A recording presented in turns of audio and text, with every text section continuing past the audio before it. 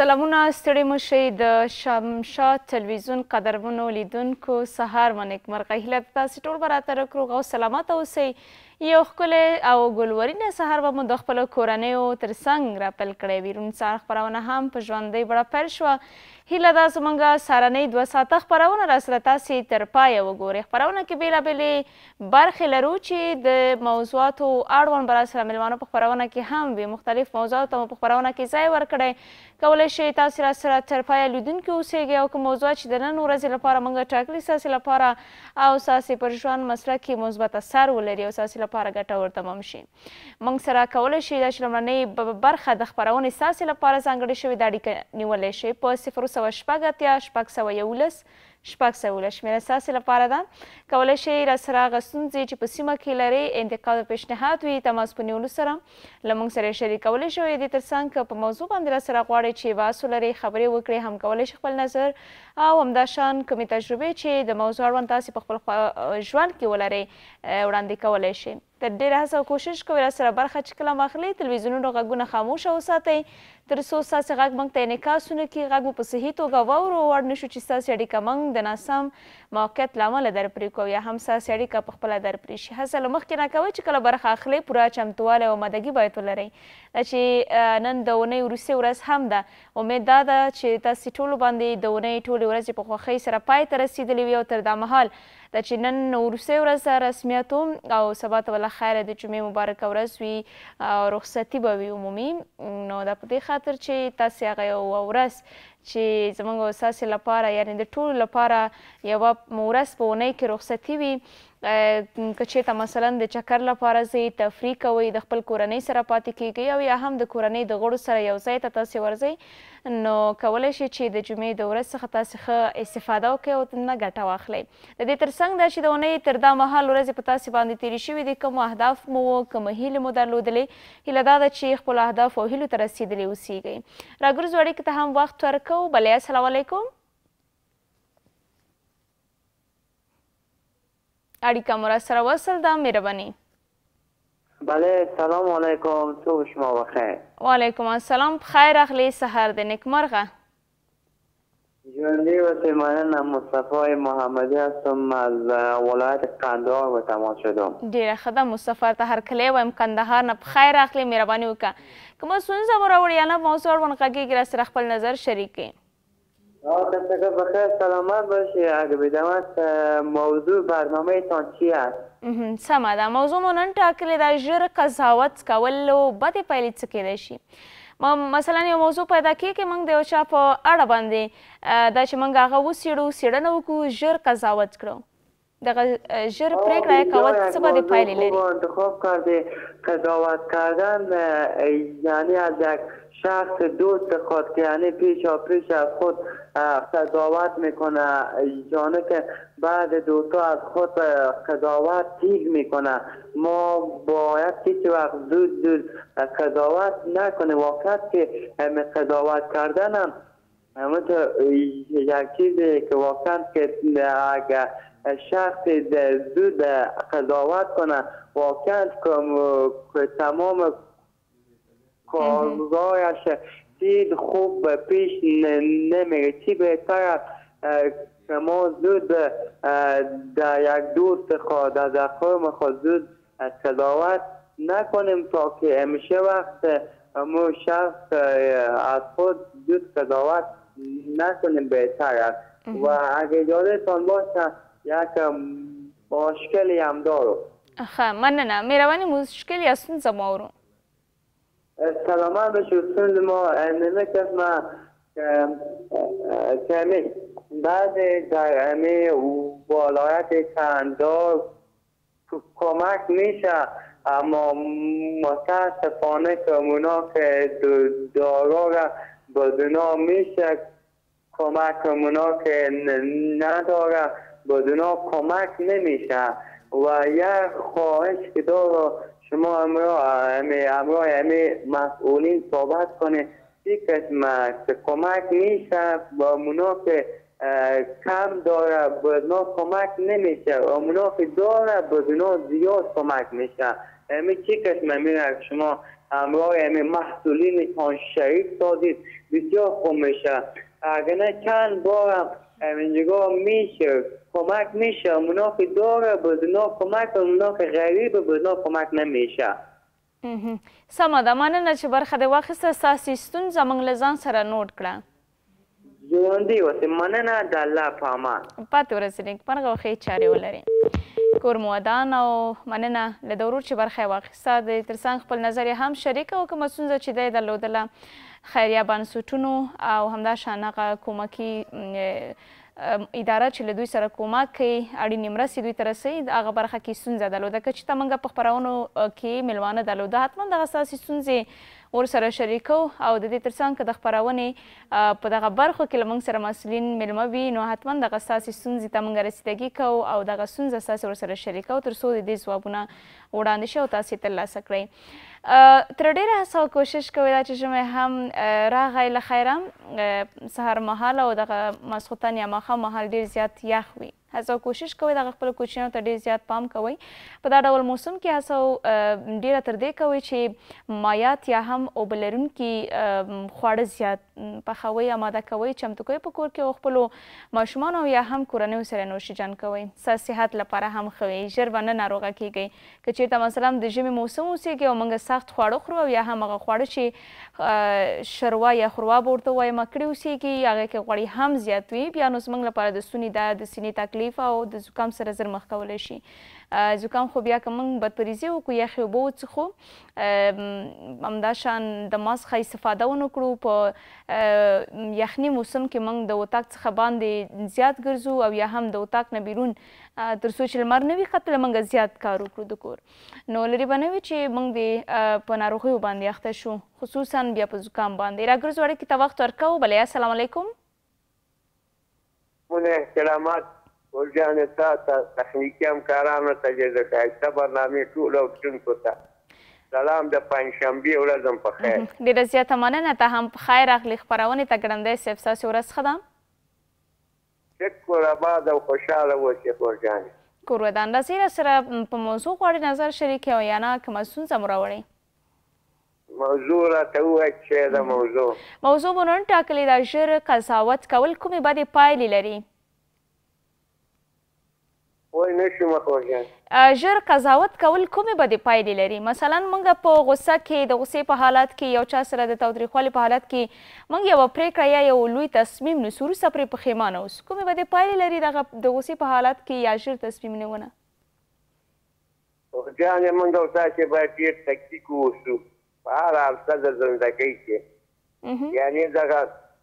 یو تصمیم نیول لکه یو کور چې سړی جوړوي او څادرې پوښي چې بیا څونه ابادي پرې کوي برداشت لري او ده پتن یوه خبره د خولې نه وتل دا یعنې ډېره ګټه نه جبران کېدونکې ګناه ده چې یو سړی کوي که نه مثلا ګټې ګټې خبرې دي دې کې یو سړی باید ډېر بافکر باهوشه او فیصله وکړي په هر حالته د زندګۍ کې مثلا یو څوک یو چا سره خیسي کوي یا دوستي کوي مخکې د دې نه چې دی یو تصمیم ونیسي باید فکر پرې وکړي مشورې وکړي د یو ښه استاد سره مشورې وکړي د یو ښه پوه سره مشورې وکړي بیا فیصله وکړي مثلا په یو ځای کې کار کوي یو ځای کې تجارت کوي یو ځای ته سفر ځي مسافرۍ ته ځي یو ځای ته خارج ته باید سړی ډېر دقیق واوسي باید ډېر چا سره مشورې وکړي هغه چا سره مشورې وکړي چې دی هوښیار یو تا ته په دغه وخت کې رایه درکړي چې یا صحیح دی یا نه صحیح ده او کله چې موږ او تاسې کوم وخت کې یو ځای کې په غوسه شو یعنې اعصاب هم خرابه شي د بعضې موږ او تاسې په اصطلاح او ده پتن یو کار وکړو زه چې کار به م کړی خدای ناخواسته چې بیا په ژوند کې دغه دښمنۍ نه به یې نه خلاصېږو دغه بد کردار نه به یې نه خلاصېږو باید سړی ډېر دقیق واوسي په دې مسله کې او تصمیم زر په غوسه کې ونه نیسي خصوصا سړی یعنې سړی داسې وخت کې کېدی شي سړی د اسلام نه ووځي یوه خبر د خولې نه ووځي د اسلام د چوکاټ نه بهر وشي ټوله دا څونه غټه ګناه ده موږ او تاسې په ټول عرصه د زندګۍ کې باید ډېر دقیق اوسو او داسې وخت کې موږ پرېکړه ونه کړو چې زموږ اعصاب په ځای نه وي ستړي ستومانه وي یوه ستونزه کې باید فیصله ونه کړو صحیح ډېره زیاته مننه چې برخه دې واخیسته آباد او خوشحاله او ښایسته بڼه ښې چارې مننه له تاسې چې راسره برخه اخلئ او د موضوع اړوند سره خپل نظریات شریک وئ شاید په دغه برخه کې تاسې ډېرې تجربې هم ترلاسه کړي وي یا به مو ډېرې تجربې لیدلې وي ځکه تصمیم نیونه که چېرته په نورمال حالات کې ترسره شي یا په نورمال حالات کې چې مثلا موږ غصه نه اوسېږو ذهن مو ښه وي موږ یو ښه او ارامه احساس ولرو کولی شو چې موږ یو ښه تصمیم ونیسو شاید موږ یوې ډېرې ښې پایلې ته ورسېږو خو مګم که د غصې حالات اوسېږي او یا هم د قهر حالات وي یو څوک موږ ته د یو بل شخص شکایت راوړي او موږ غوسه کېږو په دغه مقابل کې بیا موږ یو تصمیم نیسو مخکې له دې چې موږ مثلا تحقیق وکړو او یا هم څېړنه وکړو چې موضوع به څه وي یا ولې مثلا دغسې یوه جنجالي موضوع رامنځته شوې ده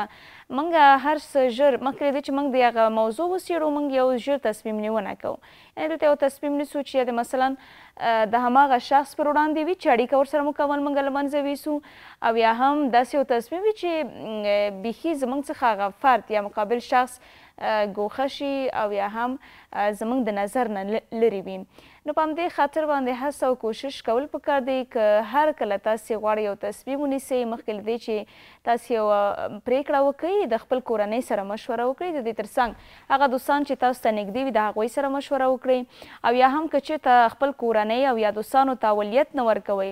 له ځان سره کښېنئ لږ په ارامه ذهن په ارامه فکر باندې ځان سره سوچ وکړئ فکر وکړئ او بیا تصمیم ونیسئ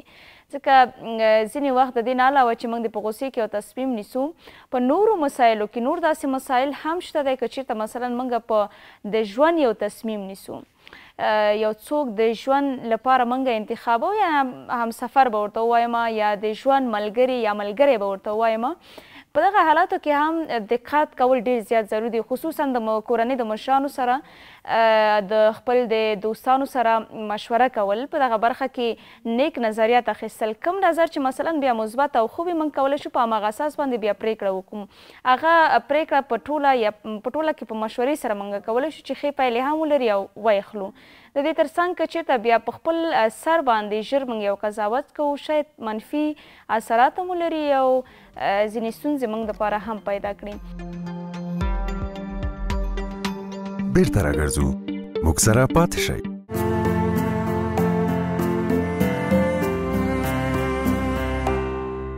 بیا هم په خیر راغلی قدرمنو لیدونکو معلوماتي برخه د خپرونې مو پیل شوه په دغه برخه کې لکه څنګه چې له نومه ښکاري تاسو ته په مختلفو مسایلو او مختلفو برخو کې معلومات او مشورې او د حل لارې در وړاندې کیږي رژنا نوري راسره په خپرونه کې د ورته هرکلی وایم او وبورو چې نن راسره په کوم موضوع باندې غواړي چې د هغه حل لارې چارې او په مخنیوي باندې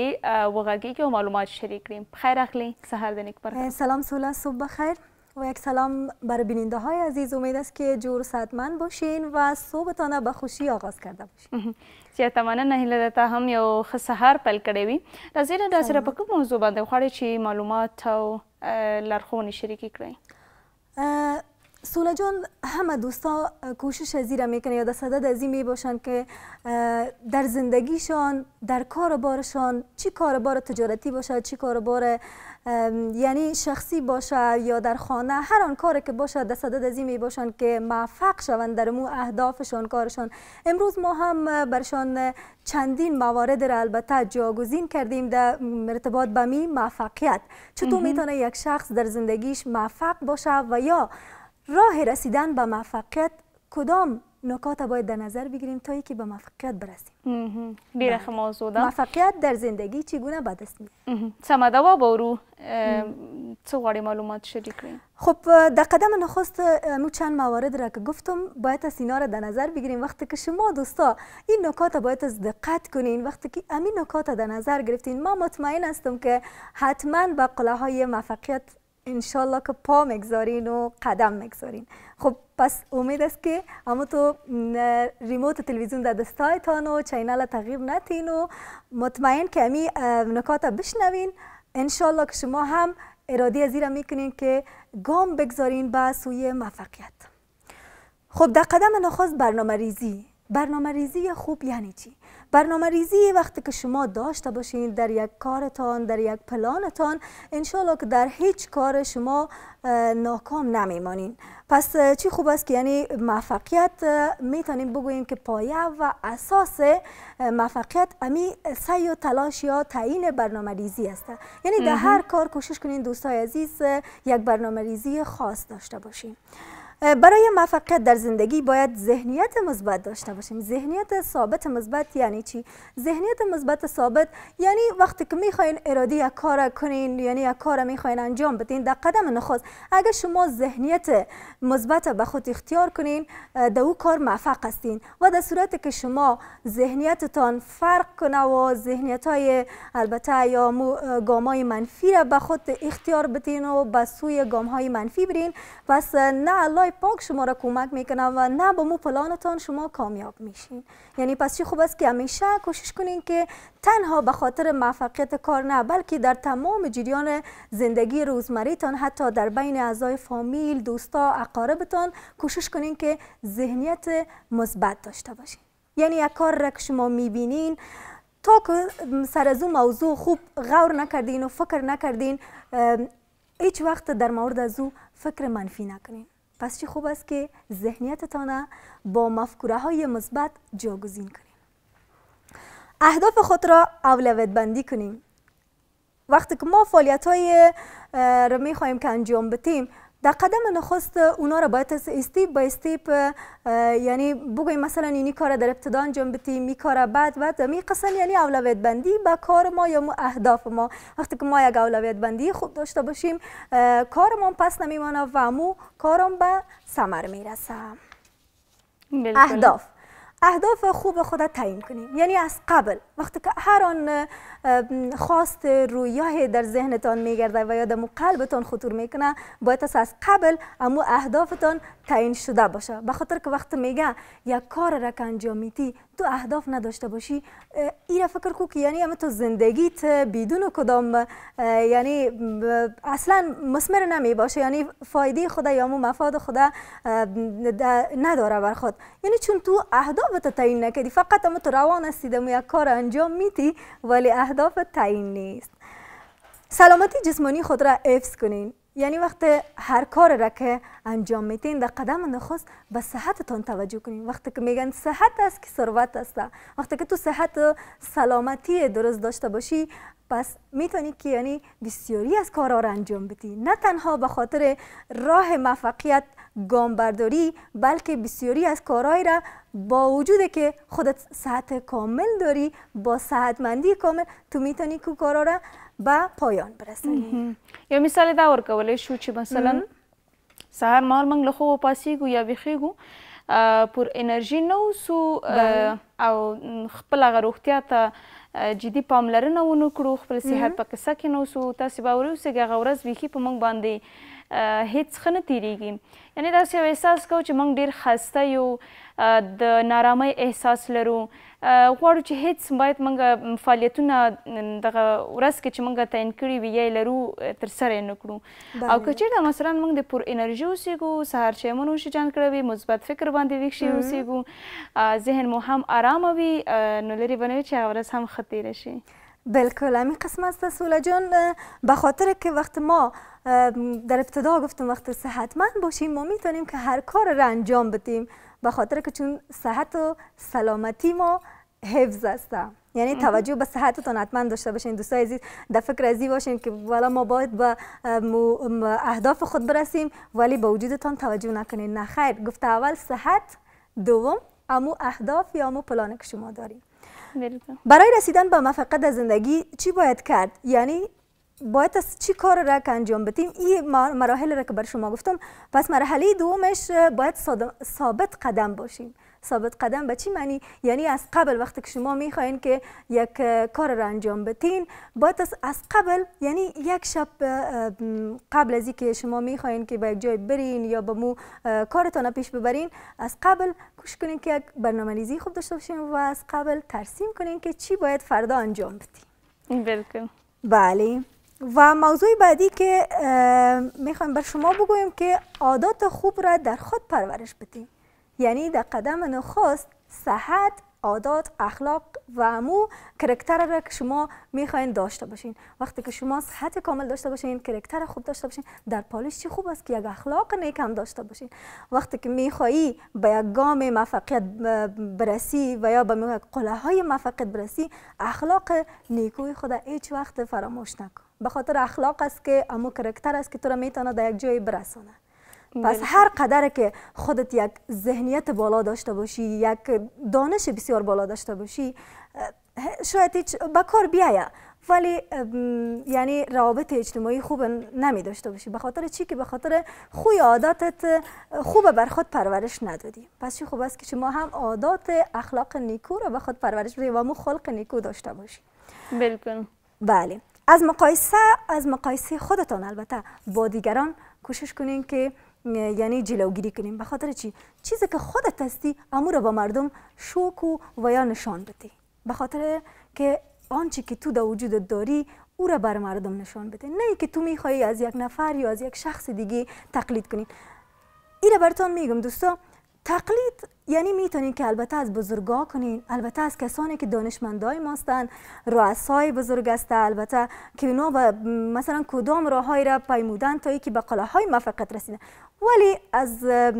لحاظ که مثلا خودت میتونی که از بگوییم باش ما از صنفیم پس نمانم یا از صنفیم تقلید کنم یا از همکارم یا از یک دوستم، نه خیر. تو فقط کوشش کن که مثلا چیزایی که به حساب اون مثبت داره او را بر خود بگیری، تقلید از کارهای مثبت، نه که او هم کارهای خدای نخواسته خلاف انجام بده تو هم از او تقلید کنی. بالکل. ځینې داسې کسان دي چې بیا هغوی په ژوند کې که نور څه نه وي هغه د خبرو تقلید کوي که نه. داسې کسان اکثره ورسره زه خپله مخ شوې یم. مثلا که در سره غږېږي د هغې لهجه خبرې یو رقم وي، که بل سره مخ کېږي هلته د دې د خبرو انداز و لهجه بل رقم وي، یعنی تغییر لري. نو څه ښه ده چې مثلا موږ د هغه فطري چې یو هماغه ډول د موږ پاتې شو. مننه له تا، هغه مهم او ښه معلومات له موږ سره شریک کړ. باقي نړۍ اماده ده په ګډه امید است که دوستا هم همین نکات در نظر. مننه کوم. بیرته راګرځو، موږ سره پاتې شئ.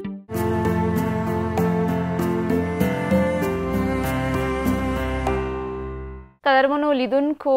خیر اخلی او د خپرونې بله برخه مو پیل شوه. په دغه برخه کې نن را سره ډاکټر ایمل صافی شتون لري چې د رواني ناروغیو متخصص دی. هغه په دغه برخه کې کلونه تجربه لري. تیره اونۍ مو ورسره په دغه موضوع باندې باز درلود چې رواني ناروغۍ څه ته وایي، عوامل یې څه دي، څنګه یې مخنیوی کولی شو. خو موږ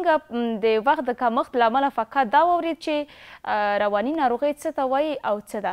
نن به ورسره په عواملو او د دې ترڅنګ په مخنیوي او درملنه باندې وغږیږو. خو ډاکټر صاحب ته هرکلی وایم په خیر اخلئ ډاکټر صاحب، او سهار مو په خیر. مننه، ستاسو د سهار په خیر وي. کوربه د اندازې پیل به له همدغې پوښتنې وکړو چې د رواني ناروغۍ عوامل څه دي؟ څه پوه شو چې یو کس رواني ناروغي لري؟ بسم الله الرحمن الرحیم. ګرانو هیوادوالو ته همدارنګه یو ځل بیا تاسو ته او تخنیکي همکارانو ته خپل سلامونه او نیکې هیلې وړاندې کوم. الله پاک دې وکړي چې ټول په ګډه ښه سهار پیل کړی. مننه. بیا اړینه بولم چې لنډه اشاره ورته وکړو په دې چې بعضې خلک به نه وي موږ سره ملګري شوي او زموږ هغه تېر دغه به نه وي اورېدلی پروګرام یا کتلی به نه وي. خپله رواني ناروغۍ یا اختلالات دا موضوع په ډېره زیاته په دې مهمه ده چې موږ صرف زموږ په هیواد کې او حتی په نورو دغه مخ په انکشاف هیوادونو کې یا وروسته پاتې هیوادونو کې داسې فکر کېږي چې د رواني ناروغۍ صرف دغه جنون یا لیونتوب ته وایي، مګر داسې نه ده. رواني اختلالات تقریبا 150 رواني خفیفې، متوسطې او شدیدې ناروغۍ دي چې په 1100 کلاسونو یا ټولګیو کې تصنیف شوي یا طبقه بندي شوي دي. چې خپله جنون یا لیونتوب یو د دغه اختلالاتو جملې نه دی چې تقریبا 10 ډوله د دې د مختلفو هغه دوران چې څومره وخت دی نیسي او د کومو عواملو په سبب رامنځته کېږي تر 10 پورې هغه لیونتوب ښودل شوی دی. متباقي اصول 40 اختلالات بیا نور دي چې هغې کې د لیونتوب مسایل بیا مطرح نه وي. لکه موږ چې عام مریض ګورو چې دی لیونی دی او مثلا خپل کارونه سرته نشي رسولی، خبرې خرابې دي، خپل نظافت ته رسیدګي نشي کولی، روابط ښه نشي ساتلی، نو دا هغه جنون اختلالات ته ویل کېږي. راځو عمومي دغه ته چې رواني اختلالات کله چې افکارو کې مشکلات پیدا شي، کله چې فکرونو کې مشکلات پیدا شي، کله چې احساساتو کې مشکلات پیدا شي، کله چې په حافظه کې مشکلات پیدا شي، کله چې دغه ټول مشکلات رفتارونه د تاثیر او اغېزې لاندې ونیسي او دغه بین الفردي روابط یا بین الفردي اړیکې متضرره کي او یو شخص ونشي کولی چې د یو نارمل شخص په توګه د خپلو حقوقو نه دفاع وکړي، خپل فعالیتونه په ښه توګه سرته ورسوي، نوښتونه ولري، تحصیلي برخه کې پرمختګ ولري، په کورني ژوند کې ښه روابط او ښې اړیکې ولري. نو که دغه ونه لري، دغه حالات خراب شي، نو موږ وایو چې دغه شخص په رواني اختلال باندې اخته. دلته دوه موضوع مطرح دي چې یو رواني سټرس دی، رواني فشار دی. رواني فشار سره موږ ټول انسانان مواجه تر څو چې ژوندي د خپل ژوند مبارزه دا ټول د سټرسونو نه ډک دی. دغه رواني فشار ته مختلف جوابونه موجود دي. الله پاک انسان ته داسې دفاعي میکانیزم ورکړی دی چې د مختلفو سټرسونو په مقابل کې مقاومت کولی شي، هغې ته د حل لارې پیدا کولی شي او په هغې باندې برلاسه کېدلی شي. اما رواني اختلالات بیا داسې وي چې دومره ګډوډي رامنځته کړي چې انسان د توانمندۍ نه بیا بهر شي. اما د یادولو بولمه چې دغه رواني فشار یا سټرس د دې لامل کېږي چې په دوامداره توګه وي، شدید وي، د دې لامل کېږي چې یو شخص په رواني اختلال باندې اخته شي. راځو عواملو ته. د رواني ناروغیو یا رواني اختلالاتو مختلف عوامل دي. تر اوسه په مشخصه توګه داسې یو څه چې خاص یو څه د رواني اختلال سبب کېږي ښودل شوي نه دي، پرته له هغه مخدره توکو نه چې موږ استفاده کوو چې په خپله د مخدره توکو سره روږدي کېدل هم یو رواني اختلال دی. هم هغې په مشخصه توګه بعضې رواني اختلالات رامنځته کوي چې مثلا موږ یو مثال وړاندې کولی شو. نن سبا زموږ په ټولنه کې دغه ټابلیټ کاپ په نامه باندې د شیشې په نامه باندې بعضې شیان نشهیي توکي بازار ته راغلي دي چې دا خپله براین سټیمولین دی، د بغه ستمبې کوونکي دي. دوی په خاصه توګه خلقي ناروغۍ او په خاصه توګه د سایکوز یا لیونتوب یا د جنون ناروغۍ رامنځته کولی شي. اما داسې نور څه چې په خاصه توګه په یوازې سر د رواني اختلال رامنځته کېدو سبب کېږي، تر اوسه پورې پېژندل شوی نه دی. اما په عامه توګه ویل کېږي چې بیولوژیکي عوامل، جینیټیکي عوامل، د هغه چا چې مور او پلار یا د کورنۍ یو غړی چې بیولوژیکي خپلوان موږ ورته وایو په یو نه په یو رواني اختلال باندې اخته وي، د دې چانس ډېر دی چې د دې په کورنۍ کې د ده بیولوژیکي خپلوان یا مثلا پلار او مور نه یو اخته دی په رواني اختلال، احتمالات ډېر دي چې د په اولادونو کې څوک په رواني اختلال باندې اخته شي. همدارنګه په خویندو وروڼو کې یو څوک اخته دی، دا احتمال ډېر دی. هغه څوک چې د سره د وینې رابطه لري یا خوني رابطه لري، دا یو جینیټیکي فاکټور پکې مطرح بحث دی. بل رواني عوامل دي. رواني عوامل د ماشومتوب د دوران نارواني روزنه کې که چېرته خلل موجودي، بې تفاوتي موجودي، هغلته فشار موجودي، هغلته تهدید موجودي، هغلته طرد موجودي، یو څوک پرېښودل شوی د هغې نه مراقبت نه شوی، او چې زموږ په ټولنه کې متاسفانه دا مسایل ډېر زیات دي. دغه د روان د انکشاف په مراحلو کې هر نوه ستونزه په راتلونکي کې دې لامل کېدلی شي چې یو شخص په رواني اختلال باندې اخته شي. همدارنګه ټولنیز او اجتماعي مسایل دي، کورنی ژوند دی، د اقتصاد موضوع ده، مثلا جنگ و جګړې دي، مهاجرتونه دي، تجاوزات دي، تهدیدات دي، د وطن نه فرار کېدل دي، او یا مثلا جبري مهاجرتونه دي، بېوزلي ده، فقر دی، بیکاري ده. دا هغه ټولنیز او اجتماعي عوامل دي. د ټولنې بې اتفاقي ده، جنگ و جګړې دي، دا هغه عوامل دي چې دا هم د رواني اختلالاتو رامنځته کېدو دپاره زمینه برابروي. بالخصوص هغه کسان چې بیولوژیکي لحاظه ډېر مساعد دي، د رواني د لحاظه تزلزل لیدلی، د فشار سره مخامخ شوي، د مشکلاتو سره مخامخ شوي، د هغې دپاره مثلا حل لارې نه پیدا شوي. زه تاسو ته یو مثال وړاندې کومه.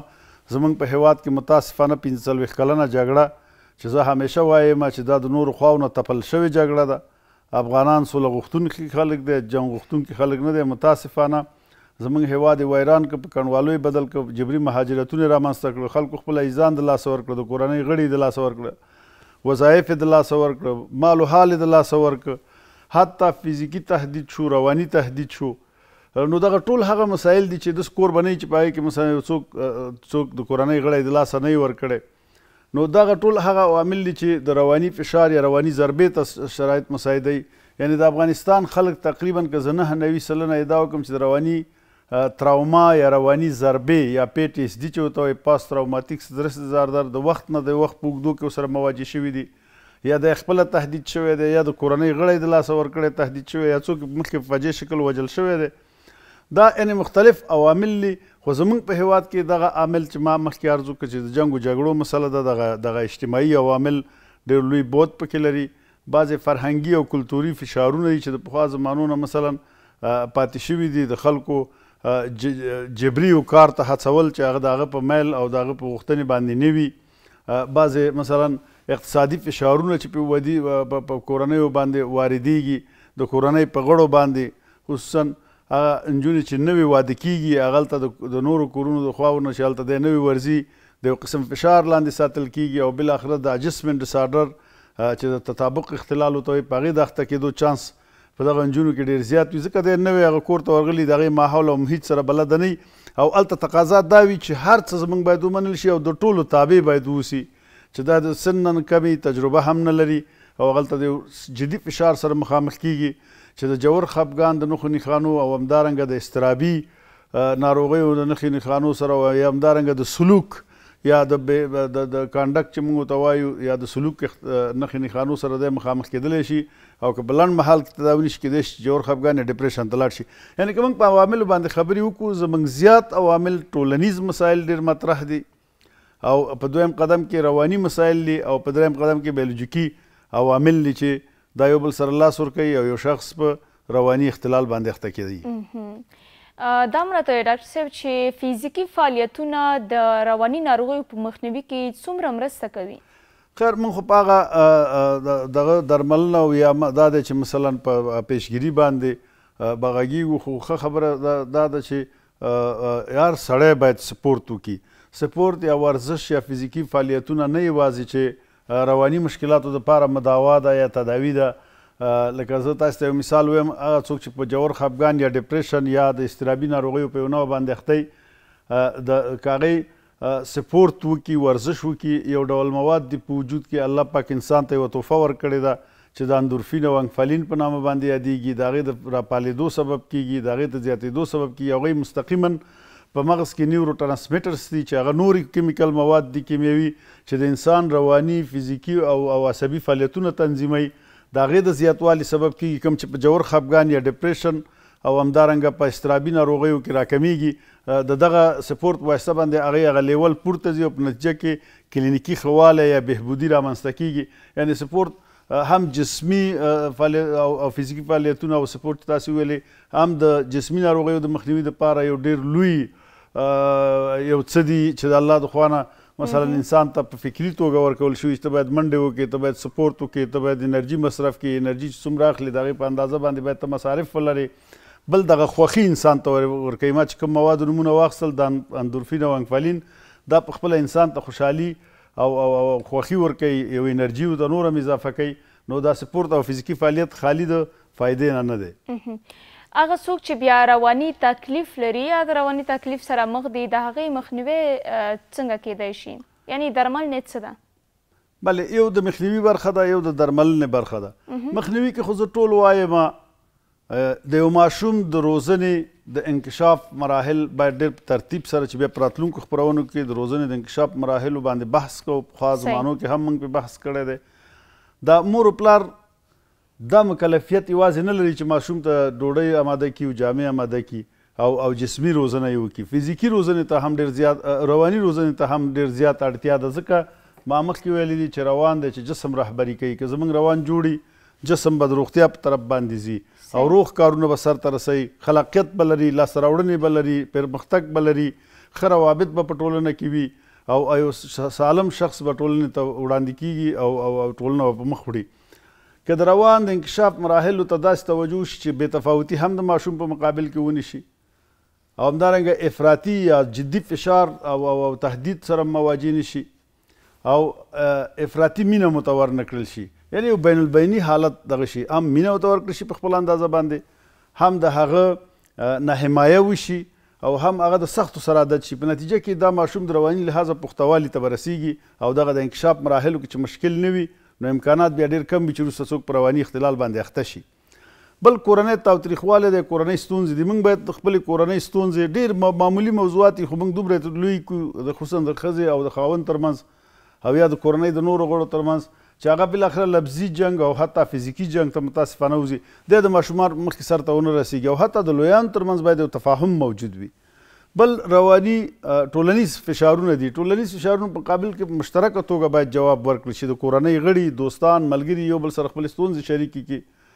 او هغې سره د یو هغه لوی ستونزې دي چې د هغې حل کوونکی لوی الله پاک دی او موږ باید الله ته رجوع وکړو. د عبادت برخه ډېره زیات مطرح بحث ته، ځکه په بعضې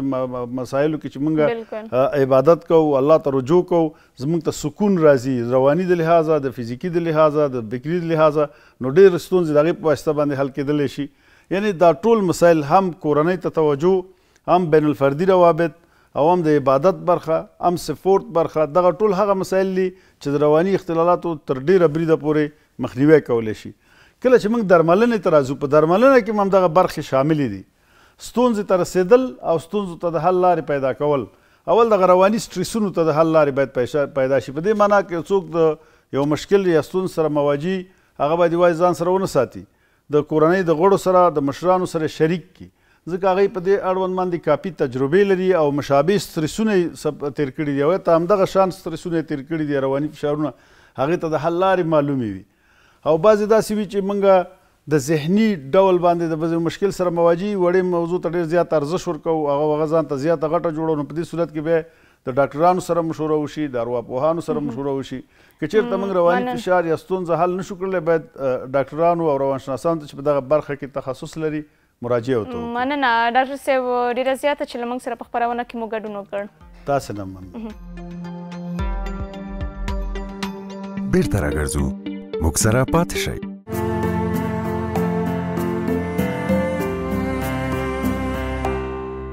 بیا هم په خیر راغلی قدرمنو لیدونکو. د خپرونې بله برخه مو پیل شوه. په دغه برخه کې نن را سره مینګل ارمان له مزار شریف څخه د سکایپ له لارې په لیکه دی او په بلخ کې د فرهنګي ټولنې غړی دی. له دې سره موږ د ځوانانو پر وضعیت باندې وغږیږو، بعض به ورسره ولرو خو په پیل کې ورته هرکلی وایم. په خیر راغلی، سهار مو نیکمرغه.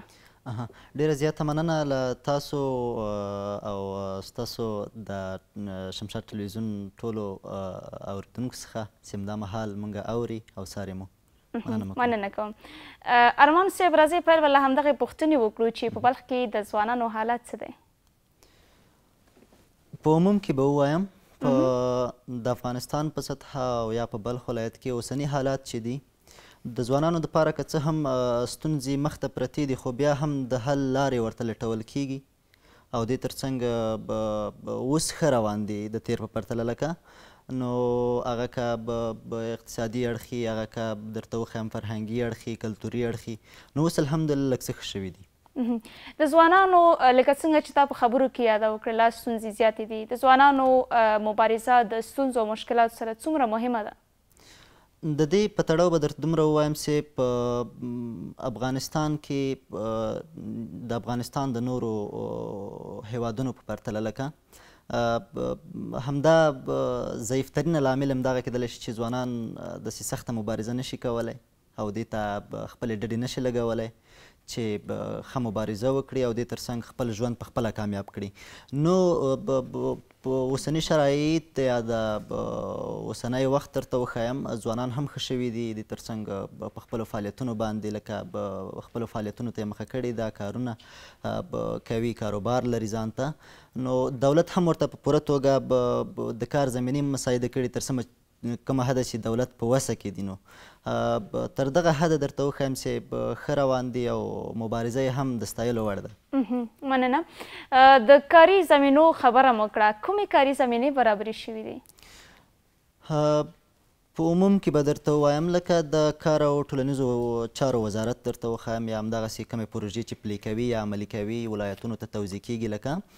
نو په دغه برخه کې لکه ځینو ځوانانو ته ډیری داسې برخې هغه درته وښیم که انجینري برخه ده یا په صراطي ټکنالوژي برخه ده، یا هم درته وښیم چې خیاطي برخه لکه نو دغه برخې چې دي په دغه برخو کې ځوانانو ته کار کوي یا ځوانان خپله لګیا دي عملا کار پکې کوي هغلته، نو دوی هم ورته پوره جدیت ښودلی دی. ځوانان په کومو حرفوي کارونو باندې بوخت دي که په دغه برخه کې لږ رڼا واچوئ؟ تر ډیره حده په بلخ ولایت کې ځوانان په هغه چارو بوخت دي چې دوی وړتیا لري. لکه په حرفوي زده کړو لکه ترمیم کاري د موبایلونو یا کمپیوټر کاري لکه همدغسې یو پسې راتېر شه نور کارونه لکه رنګمالي یا نور اړخونه بېلابېل اړخونه لري په دغو کارونو باندې بوخت دي او ژوند شپې ورسره سبا کوي. دا ډول زده کړې یا د کار زمینې چې دوی ته مساعد شوي دي په ژوند باندې څه مثبت اثرات درلودی شي؟ دا نه تنها چې یوازې دوی په ژوند کې تغیرات راوستلی شي یا مثبت اثرات درلودلی شي بلکې د ټولې ټولنې په له اړخه سره ټکر لري لکه که دوی وکولی شي چې په خپل ژوند کې مبارزه وکړي او خپل کار ته کار ووایي نو ټولنه هم له ډېرو ناخوالو سره بچ کیږي اقتصادي وضعیت نه یا درته وښیم نورو وضعیتونو څخه په امان کیږي او دې تر څنګ د پرمختګ په لور ګام اخلي. رابه شو دې ته چې علاوه د کاري مسایلو نه نور کومو ستونزو سره مخ دي؟ ډېری ستونزې یې که هر څه ووایو خو بیرته بیا هم کاري ستونزو ته راجع کیږي خو دومره به ووایم چې په اوسني عصر کې لکه یا اوسني وخت کې د بلخ ولایت ځوانان چې دي یا په عموم کې درته وښیم ځوانان چې دي تر ډېره له ذهني تشویش څخه رنځېږي لکه ستونزه لوی ستونزه یې همدغه ده چې دوی خپل کار ته پوره جدیت نه ښایي او خپل کار ته کار نه وایي ځینې ناهیلې وي په دغه شرایطو باندې خو افغانستان کې اوس داسې شرایط دي چې هیڅ د ناهیلتوب کومه بڼه پکې نه ده څرګنده شوې چې موږ او تاسو ناهیلې شو خو بیا هم دا داسې ستونزه ده چې د دوی خپل اختیار کې ده دوی خپله باید دا ستونزه حل کړي. دا خو هغه څه چې مثلا د ښار په سطحه موږ سره معلومات شریک کړل د ښار نه علاوه ولسوالیو ته به مو هم تګ شوی وي هلته به مو هم لیدلی وي د ځوانانو وضعیت هلته څه دی؟ په ولسوالیو کې درته وښیم د ولسوالیو ځوانان زه خپله چون د یوې ولسوالۍ اوسېدونکی یم دننه په ښار کې نه یم اوسېدلی خو دا چې د زده کړو دپاره په ښار کې اوسېږم نو د ولسوالیو ځوانان د ښار ځوانانو په پرتله درته وښیم ستونزې ګڼې ستونزې همدا دي چې دوی تعلیم ته مخه نه کوي یوازې هغه کاري روزګار ته یې کار ویلی دی چې دوی ژوند پرې مخ ته ځي نو د تعلیم ته دومره پوره جدیت نه دی شوی تر اوسه پورې نه هم ځوانانو خو دولت دې ته کار کړی دی مکتبونه یې لکه فعاله دي هر څه یې فعاله دي مګر ځوانانو دغه دی چې زه خپله چون فارغه شوی یم ما سره هغه ملګري چې دي تر اوسه پورې پوهنتون ته نه دي شوي یا لوړې زده کړې نه دي کړي نو همدغه یو عمومي ستونزه ده چې دوی تر ډېره حده تعلیم سره دومره شوق علاقه نه ښایي نو په خپلو کاري مصروفیتونو باندې بوخت دي. حکومت په دغه برخه کې د ځوانانو لپاره څه کولی شي غوښتنې څه دي؟ په ټوله کې حکومت هم همدا غواړي چې د ځوانانو مبارزه کولی شي یو نوی رنګ راوړي هیواد دپاره ټولنې دپاره نو په کار همدا ده چې ځوانان خپله مبارزه ونه بایلې همدې تر څنګ درته وښیم چې خپل فعالیتونه همداسې برقراره وساتي ښه یې ترسره کړي کوم څه چې حق حقوق پرې دولت دي یا درته وښیم پر ټولنه باندې دي هغه مراعات کړي سره او مخ ته لاړ شي. لکه څنګه چې تاسې خپله هم د یوې فرهنګي ټولنې غړي یاست دا ووایه چې دغه ټولنه فعالیت لري که لري اوس هم هغه مجالس او غونډې نیول کیږي یا نه فعالیتونه څه دي؟ هو د تیر په پرتله که څه هم ادبي بهیرونه وو نو هلته غونډې هم ډېرې وې خو د تیر په پرتله درته وښیم اوس هم غونډې ښې دي ښه پررنګه دي درته ووایم نو غونډې نیول کېږي هلته پخوا خو داسې و چې یوازې به ادبي بهیرونه وو خو اوس الحمدلله دغسې وضعیت شوی دی چې حتی په یوې ښادۍ کې هم خلک سره راغونډېږي یا مشاعره یا ادبي غونډه دغسې ځوانان پکې راټولېږي او هلته د زړه خواله کوي سره. په دا ډول غونډو کې لکه څنګه چې تا یاده وکړله د ځوانانو ګډون پکې هم شته؟ هو بالکل شته دی. ښه ډېره ښه مننه چې له موږ سره وئ خپرونه کې خوشحاله اوسئ. کور ودان. بیرته راګرځو موږ سره پاتې شئ.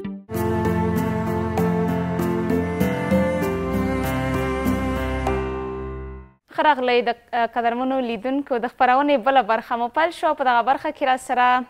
ډاکټره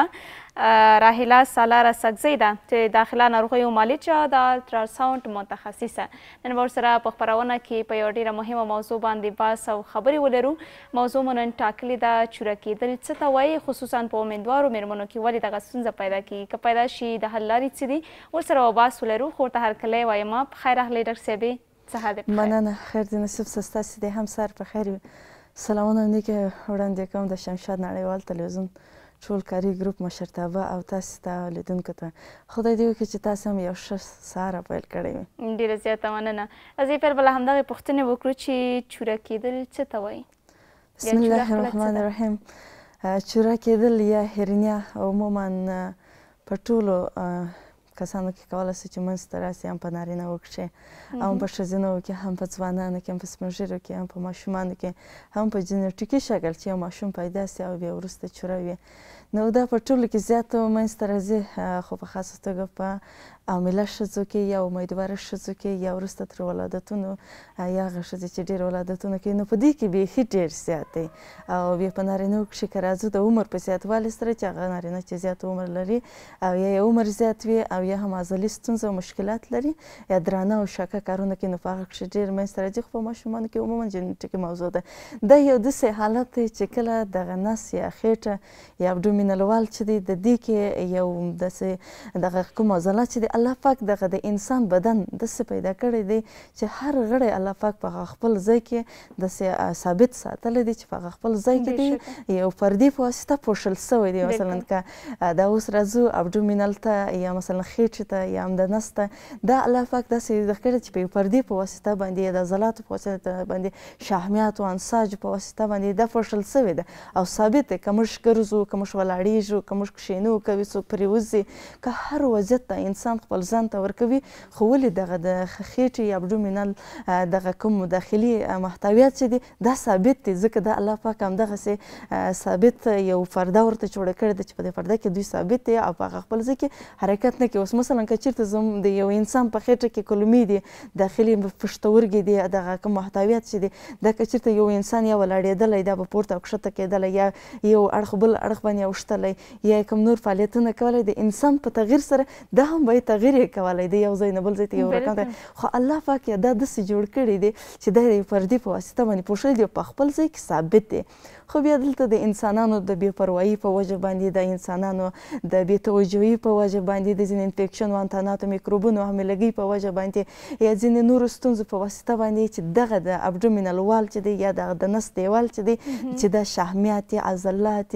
دغه کوم انساج چې دی، دغه عضلات چې دغه کلمې پوښلي دي در پوستکي لاندې، در پوستکي لاندې دا پرده پرې سي یا وش کېږي یا مثلا کته سي، فشار ورباندې راسي. کوم فشار ورباندې راسي، په دې فشار په واسطه باندې عضلات کمزور یا ضعیف وي یا یو کس یو دروند شی پورته کوي، دا پرده چې د پرې سوه کته سوله، د داخلي پرده چې د نس کته سوه، نو خو هغه د نس کلمې یو شان چې دی دا پوستکي ته راوځي. یو په نس باندې یو پوستکي دی، د پوستکي لاندې عضلات او شحمیات او انساج دی. نو دغه کله چې مثلا دغه کس دغه داخلي د نس پرده پرې سوه کته سوه، خو په هره وجه چې سوه چې هغې ته بیا وروسته بیا راسوه چې د دې کوم عوامل دی چې ولې دا کته کېږي، ولې پرې کېږي، ولې په ښځو کې، په ځوانانو کې، په سپین ږیرو او په ماشومانو کې دا ولې کته کېږي. د دغه پرده چې کله کته سوه نو دغه داخلي اعضاوې چې دي، محتویات چې دي، دا بیرون ته د پوستکي ته راوځي. چې دا پوستکي ته راځي بیا دا مختلف ډولونه لري چې په دې ډولونو کښې بیا اصلا 9 ډولونه لري، په 9 کې بیا 4 دی یا 3 ډولونه ډېر مشهوره دي. فیمورال چې دی، فیمورال په ښځو کې په خاصه توګه په حامله ښځو کې ډېر زیات منځته راځي. امبلیکال چې دی دا هم په ماشومانو کې منځته راځي، هم په ځوانانو کې. انګوینل چې دی دا په نارینهوو کښې ډېر زیات منځته راځي. نو دلته چې کله دغه د نس پرده کته سوه، اوس دا کلمې بیرون ته راووتې، دا کلمې چې بیرون ته راووتې بیا نو په دغه انسان یا دغه که هر ناروغ وي، د ده په د خېټه باندې یو داسې یو دانه غوندې یا پړسوب غوندې یو غوټه راوځي، غوټه معلومېږي چې دا وایي چې زما په نس کې یا دانه ده یا زما د نس د په که یو شی داسې راوځي درد ډېر شدید درد څه وخت لري درد هغه وخت لري چې کله دغه هرنیا چې ده یا دغه چوره چې ده چې دغه پوستکي ته د داخلي محتویات راووتل دا چې کله راووتل او دلته فشار ورباندې راسي اوس مثلا پارګي یا دغه شکېدل په خپل اندازه دي چې په څونې اندازه شکېدلی ده که چېرته مثلا د کلمې د پوستکي ته راووتې او هلته دغه عضلات شکېدلي دي دا پر دې باندې فشار راوړي او دغه کلمې چې دغه بیرون پوستکي ته راوتلي دي په دغه اندازه باندې پر دې باندې فشار راځي محکمه کېږي دا چې محکمه سول هغه د وینې جریان پر دې باندې کته کېږي وینې جریان چې کته سو نو اکسیجن نه ورته رسېږي انرژي نه ورته رسېږي مواد غذایي نه ورته رسېږي کاربن ډای اکساید چې د ځینې خارج شي هغه نه ځینې خارجېږي دلته شدید درد پیدا کېږي شدید درد پیدا کېږي نو دا وایي چې زه داسې یو سخته غوټه لرم په دې خېټه کې احساس کوم نو دا درد هم لري پړسوب هم لري او کله چې دا ټوخی کوي یا سرفه کوي په دې سره دغه داسې راوځي دغه کوم چوره چې ده یا هرنیا چې ده د بیرون ته راوځي یو غټه غوټه جوړوي خو کله چې دا ورباندې فشار وارد کړي یا مثلا یا په لاس باندې داسې فشار ورباندې ورکړي هغه بیرته نارمل حالت ته راځي او نارمله کېږي نو دا یو داسې حالت دی چې په دې لپاره احتیاط پکار دی نو وقایه پکار ده داسې یو شی دی چې موږ او تاسې کولی شو چې په خپلې مخکې له دې چې د داسې حالت سره مخ شو نو هغې مخنیوی وکړو په امیدوارو مېرمنو کې د چوره کېدو علتونه بیا څه کیدای شي په امیدواره مېرمنو کې ځکه چې دا اکثره ما درته وویل چې په ښځو کې ډېره زیاته وي په خاص توګه هغه ښځې چې زیات ولادتونه کوي ملټیپل پریګنانسي وي یا مثلا چې مثلا د دې دوه ماشومان په خېټه کې وي یا درې ماشومان دغه ملټیپل پریګنانسي چې وي یا زیات مثلا دوی ولادتونه ډېر کوي یا د دې اوس ګوره یو ښځه د عمل واسطه د عمل په وخت کې د دې رحم غټېږي د دې ماشوم غټېږي او عموما دا خو طبیعي خبره ده چې ښځې عمل واسطه د عمل په اخیستلو سره د دې وزن ډېرېږي وزن یې ډېرېږي رحم یې غټ سو ماشوم یې غټ سو بالاخره د دې پر دغه نس پر عضلاتو باندې پر دې خېټه باندې فشار راځي فشار چې راځي دغه ښځه چې کله عمل اخلي د عمل نه وروسته دغه د نس یا هغه ابډومین چې دی د دې پر د بیروني باندې داسې چاکونه پیدا کېږي دا ولې پیدا کېږي خو ځکه فشار ورباندې راسي خېټه غټېږي نو کله چې پر دې باندې فشار راغلی او بله خبره ده چې په ښځو کې یا په د حامله ښځو کې یو خو رحم غټ سو او بل د دې ماشوم غټېږي او بل د دې پر نس باندې دلته فشار راځي او بل وزن په طبیعي شکل سره زیاتېږي په حامله ښځو کې همدارنګه د هورموني بدلونونه دي هورموني په خاصه توګه پروجسترون چې دی دا زیاتېږي په حامله ښځو کې عمل چې یو ښځې واخیستی د دې د پروجسترون کوم هورمون چې دی دا هورمون زیاتېږي افزایش کوي دې چې افزایش وکړي دا پروجسترون هورمون چې دی دا د خاصیت لري چې عموما د بدن ټول عضلات ضعیفه کوي نرموي عضلات نرموي نرمیږي ضعیفه کېږي کمزوره کېږي دلته چې دا کمزوره سل ضعیفه سل ته ماشوم غټ سو دلته پلاسنټا غټه سوه دلته مایع امنیټیک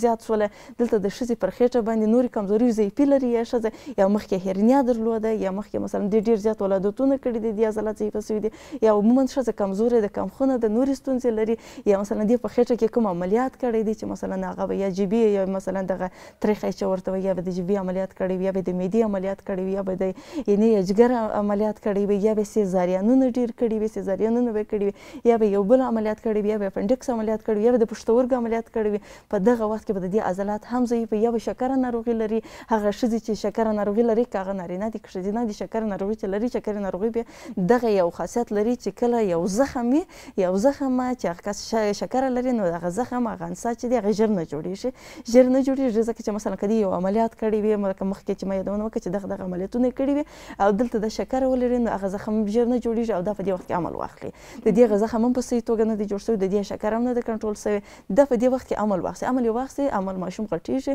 نو کله چې ماشوم غټ سو رحم غټ سو د رحم یا په دغه خپله خېټه باندې فشار راځي خېټه غټېږي نو بالاخره دغه عضلات چې د کته کېږي خو فشار ډېر ورباندې راغلی فشار چې ډېر ورباندې راغلی نو د عضلات کته کېږي نو بیا ځینې ښځې چې دي ډېر مثلا کله چې دوی عمل واخیستی د دې ماشومان 7 ماشومان 8 ماشومان 10 ماشومان دې پیدا کړي خو بالاخره د دې خېټه دومره غټه سوې چې عمل نه لري څوک داسې فکر کوي چې د عمل لري نو دا چې دغه عمل اخلي نو د هرې ښځې لپاره پکار دی چې داسې چې کله عمل اخلي نو چې عمل یې واخیستی د عمل نه وروسته چې دی مثلا ولادت وکړي د ولادت نه وروسته دا باید کوشش دا وکړي ورزش وکړي دغه خپل شحمیات خپل وزن دغه کنټرول کړي زموږ ستاسې ښځې که وګورو تقریبا 90% ښځې زموږ چاغې دي او چاغښت یې څه شی دی شحمي چاغښت دی شحمي چاغښت دی چې داسې عضلاتي چاغښت نه دی چې عضلاتي چاغښت ستونزه نه لري د دوی چې دی شحمي چاغښت دی په خاصه توګه د دوی خېټې ډېرې غټې وي او خاصه توګه هغه ښځې چې هغوی زیات ولادتونه کړي وي هغوی زیات عمل اخیستی وي نو د دوی کې دغه ستونزه ډېرې منځته راځي او یا ځینې ښځې دي دا عمل لري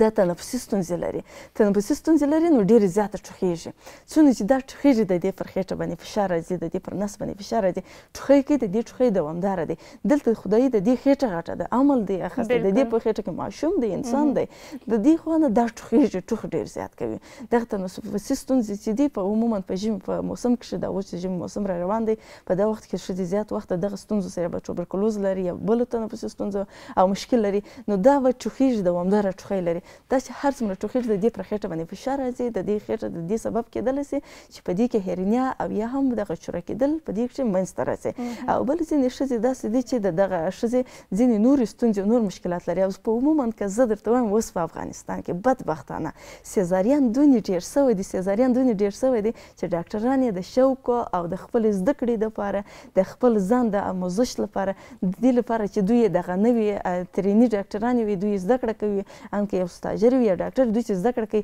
دې ته علاقه ډېره لري چې سیزارین ډېر زیات اوسي او سیزارین چې کله کېږي څو ستونزې او مشکلات منځته راوړي یو دا چې په ښځو کې انفیکشن وانتانات زیاتوي بل دا چې په ښځو کې د رحم سرطان منځته راوړي په ښځو کې په خېټه کې نور سرطانونه نورې ستونزې منځته راوړي د ولادتونو هغه ښځې چې سیزارین کوي د 4 نه زیات ولادتونه د نسل د کمښت سبب کېدلی سي نسل کمیږي ځکه چې دا خو داسې یو پروسه ده چې دلته په افغانستان کې اوس بیخي ډېره سوې ده بیخي زیاته سوې د سیزارین ده او دا ښځې هم دې ته علاقه لري چې ولا وایي سیزارین وکړم دا سیزارین عملیات ډېر اسانه دي ماته ماشوم پیدا څه په دې نه پوهېږي چې دا سیزارین چې دې وکړي یو خو دې د نسل کمښت راځي هرنیا په تا کې منځته راځي چوره په تا کې منځته راکلی سي انفیکشن وانتانات مداخله کولی سي د سرطان سبب کېدلی سي بالاخره کولی سي چې دغه ستونزې او د مشکلات منځته راوړي او بله بدبختي دغه ده چې دا هر روغتون کښې که هغه دولتي وي که شخصي وي چې هغه ښځې چې سیزارین کوي یا عملیات کوي یا مثلا بل عملیات کوي په خاصه توګه سیزارین چې کوي دوی ته دغه لارښوونه او رهنمایي نه کېږي چې تاسو خو دغه عملیات وکړئ د دې عملیات نه وروسته ته د دې زخم ساتنه څنګه وکړه ته څه رقم خواړه وخورې ته کوم ویټامینونه کوم پروټینونه وخورې عموما که په یو انسان کې مغذي مواد په خاصه توګه ویټامین ډي ویټامین سي کلسیم پروټین دا که په چېرته په ښځه کې کمیږي دا ګوره ښځه چې څونه ستونزې لري عمل یې واخیستې 9 میاشتې ماشوم په خېټه کې ګرځي هغه ماشوم د دې نه تغذیه کوي بیا وروسته چې دې دغه ماشوم نه وروسته چې دې ولادت وکړي د ولادت نه وروسته دا ماشوم ته شیدې ورکوي دغه ماشوم چې دی د دې سره بېخوبۍ کوي د دې ماشوم تربیت په غاړه لري مسؤلیت په غاړه لري یو ښځه چې کله د شپې خوب کوي هم دا په دې فکر کوي چې زما ماشوم به د شپې راپورته سي آیا زه به ځکه د دې ذهن همداسې جوړ سوی دی د دې ذهن داسې جوړ شوی چې زه به د شپې ماشوم ته کله نه کله د دې ماشوم نه ژاړي دا د شپې پورته کېږي ځکه د دې فکر د ماشوم سره دی نو ښځې د څو ستونزو سره مخ کېږي د ډېرو مشکلاتو سره مخ کېږي میاشتني ناروغۍ هم دوی لري نو په دې خاطر باندې د دوی لپاره دا مغذي مواد چې دي ډېر مهم دي لکه ویټامینونه ویټامین سي ویټامین ډي کلسیم پروټین دا پکښې ډېر مهم دي نو دلته دغه ښځې چې هلته عملیات وکړي که هغه سیزارین وي که هغه بل عملیات که د پښتورګو عملیات وي که د اپنډکس عملیات وي که د معدې عملیات وي که د ځګر عملیات وي که د مثانې عملیات وي که د رحم عملیات وي دوی ته لارښوونه دا نه کېږي دوی ته عامه پوهاوی نه کېږي چې تا چې دغه عملیات وکړې د دې عملیات نه وروسته ته دا زخم څنګه پانسمان کې څونې وخت بعد دا باندې پانسمان کې څونې وخت ته به یې دا وکولی سي چې لمر ته مثلا د ورځې باید 10 دقیقې 15 دقیقې یا 15 دقیقې د لمر ته دا زخم لوڅ کړې چې تر څو دا زخم وچ سي انفیکشن انتانات میکروبونه په دې زخم کې وچ سي دغه لارښوونې نه ورته کېږي نو بالاخره دغه ښځې بیچارهګانې چې دي د عمل نه وروسته تقریبا که درته ووایم 80% 90% ښځې د عمل یا دغه عملیاتو نه وروسته بیرته اختلاطات پیدا کوي یا دوم ځل عملیات ځي یا د انفیکشن انتاناتو یا سرطانو سره مخ کېږي نو عموما په ښځو کې نو یو ښځې اوس مثلا موږ په هر صحي مرکز کې په هر کلینیک کې موږ یو داسې دغه لرو عموما د وزارت صحت عامې لخوا څخه یو داسې اسانتیاوې شته چې هلته به ښځې ورځي مخکې مراقبت مخکې له ولادت مراقبت د ولادت په جریان کښې چې کله مخکې له مراقبت د ولادت نه و دې ته ښځې ته دا رهنمایي لارښوونه کوي چې تا چې د عمل واخیستې څه رقم ته آیا ته آماده یې عمل ته که نه یې آماده ته څه رقم خپل ځان آماده کړې چې عمل واخلې آیا ته د دې توانایي لرې که نه لرې ته مثلا کوم امراض یا نورې ستونزې مشکلات لرې که نه لرې که ته چېرته دا ستونزې ولرې بیا د عمل په جریان کې ته نوره تداوي نه سې اخیستلی د دې لارښوونه رهنمایي ورته کېږي عموما دا ښځه په دې باندې پوه کوي چې دا څنګه وکولی کولی سي چې عمل ته آماده سي. بیا چې دې عمل واخیستې د عمل وروسته دې ته یو کتابچه ورکول کېږي چې هره میاشت به دا راځي ویزیټونه به یې کېږي لارښوونې به ورته کېږي د دې فشار به چې کېږي د دې د ماشوم وزن به کتل کېږي یعنې د دې وزن چې وکتل سو هغه میاشت په میاشت باندې د دې ته به دغه فکر ورکول کېږي چې ستا د ماشوم وزن دونې کم سوی دی یا ستا وزن دونې کم سوی دی دونې زیات سوی دی. دلته پر دې ښځې باندې که چېرته مثلا د دې وزن کم سوی ورته وایي چې ستونزه څه شی ده مشکل څه شی دی خو بدبختانه موږ چې په کلینیکونو کې یا په ځایونو کې چې دغه کوم اسانتیاوې لرو چې دوا هم مفت ورکول کېږي فولیک اسید هم مفت ورکول کېږي کلسیم هم مفت ورکول کېږي مولټي ویټامین هم مفت ورکول کېږي هر څه مفت ورکول کېږي خو بدبختي څه شی کې ده بدبختي په دې کې ده که یو ښځه د عمل نه مخکې راځي هماغه همکاري نه ورسره کوي چې صحیح لارښوونه ورته وکړي صحیح رهنمایي ورته وکړي اکثره ستاجران هلته ناست وي ستاجران ناست وي اکثره ستاجران ناست وي نو خرابي دلته جوړه سوله چې دا ښځه په دې پوه نه کړله چې ته عمل ته سره کم آمادګي ونیسې بیا چې دې عمل واخیستی په دې عمل په وخت کې چې راځي په کت کې فشار یې کتل کېږي او د دې وزن کتل کېږي په هغه کتابچه کې لیکي اکثره داسې دي چې ځینې مرکزونو کې هغه فشار یې له صحیح توګه سره نه کتل کېږي دوه درې ستاجر یې کښېنولي یا یو نرسه قابله یې کښېنولي چې هغه په خپلو پښې باندې نه پوهېږي اسانتیاوې شته وزارت صحتامي اسانتیاوې هر څه ورته برابر کړي تعقیب یې نشته تعقیب کړی دی تعقیب یې کړی نه دی ډاکټر صاحب ته په خبرو کې د فولیک اسید د ګولیو یاده وکړه د وبندورو مېرمنو لپاره څومره ګټورې دي او د څه شي لپاره ورکول کېږي دغه د کمخونۍ د مخنیوي لپاره ورکول کېږي وایي هغه اوس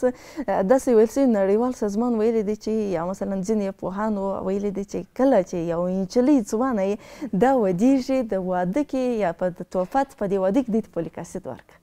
فولیک اسید په دې باندې ورکړه چې دا باید د عمل نه مخکې باید حتما فولیک اسید وخوري لانې پیغلې نجونې هم فولیک اسید خوړلی سي فولیک اسید داسې نه چې یوازې حامله ښځې خوړلی سي هم یې حامله ښځې خوړلی سي هم یې د عمل په جریان کې خوړلی سي او بس ځکه چې دا د کمخونۍ مخنیوی کوي او بل هغه ماشومان چې دغه قامچاک چې ورته وایي لاپچاک چې ورته وایي دغه کومې سوی اشکال چې منځته راځي دا هم ځینې دا ښودل سوي دي چې دغه د فولیک اسید د کمښت په واسطه باندې منځته راځي کومې میندې چې فولیک اسید نه استفاده کوي خپله به هم کمښت نه کېږي ماشوم به هم کمخونه کېږي او امکان د دې شته چې دغه سوی اشکال په دې ښځو کې منځته راسي نو دا هغه شیان دي چې کولی شي په حامله ښځو کې د هرنیا یا هم د دغې چوره کېدو سبب سي بلکل راشو دې ته که ووایو چې په امیندوارو مېرمنو کې څنګه کولی شو مخنیوی وکړو تر څو دوی په چوره باندې اخته نه شي د مخنیوي حل لارې مخنیوي لارې عموما په ټولو کې به ووایم چې د دې لپاره چې که هغه حامله ښځې وي که هغه ماشومان وي که هغه ځوانان وي په خاصه توګه بیا سپین ږیري خلک دوه کسان په دې کې ډېر مهم دي چې یو سپین ږیري دي چې عمرونه یې زیات دي او بل دغه کسان دي چې هغه حمل اخیستی وي یا مثلا زیات ولادتونه کړي په دوی کې ډېر مهمه دی د دې د مخنیوي لپاره دا پکار دی چې هر هغه ښځه ځکه چې زیاته موضوع ښځې ته راجع کېږي هغه ښځې چې عمل یې واخیستی ولادت یې وکړي د دې نه وروسته دې دا ورزشونه وکړي یوګا ورزش دې وکړي نور ورزشونه دې وکړي هڅه دې وکړي د خپل وزن دې کنټرول کړي د خپله خېټه چې دا کنټرول کړي چې مثلا خېټه ډېره غټه وي شحمیات چې دي دا کنټرول کړي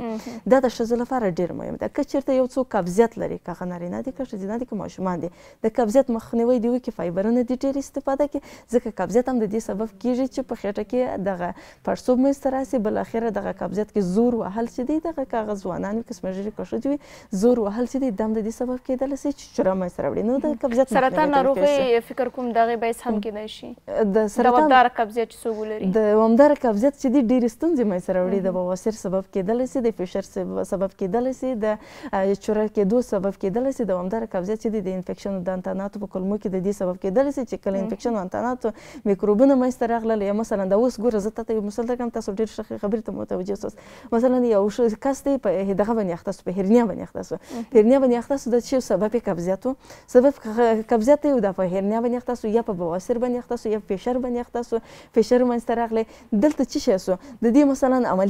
عملیات وسو په دغه عملیات کې مثلا یا بې احتیاطي وسو یا زخم په صحیح توګه سره ونه ساتل سو یا مثلا هغه کلمې چې دی فشار ورباندې راغلی چې دغه کلمې چې هغه کوم اکسیجن و کوم کوم د وینې جریان چې دی دا په صحیح توګه ورته ونه رسېدي بالاخره هغه کلمې شاید کاته سي دغه کېدلی شي د سرطان سبب سي سرطان ته دلته لاره په دې طریقه باندې برابره شوه یا مثلا یو کس دی بواسیر لري مثلا یا هیمروید لري دا عملیات شو په دغه عملیات کې بیا وروسته د یا د زخم په صحیح توګه سره ونه ساتل چې انفیکشن انتاناتو میکروبونه مداخله وکړه دا هم د سرطان سبب کېدلی سي دا هغه شیان دي چې د شسو د یو عادي قبضیت څخه منځته راغلل خو دا هغه ستونزې دي چې د قبضیت مخنیوي یا هغه کسان چې تنفسي ستونزې لري په خاص توګه په سمجرو کسانو کې تنفسي ستونزې لري دوی د کوشش وکړي چې دغه تنفسي ستونزې چې دي